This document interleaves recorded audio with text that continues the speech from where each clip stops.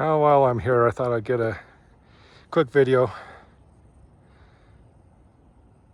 of the build structure. These are my big RV doors here.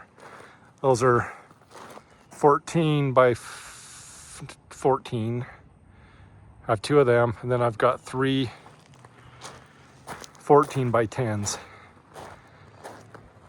And then all my room here for my cars. My garage is awesome.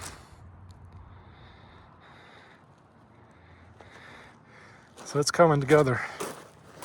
They got all the plumbing done. Underground anyway. My HVAC guy came, he's got all my pipes underground.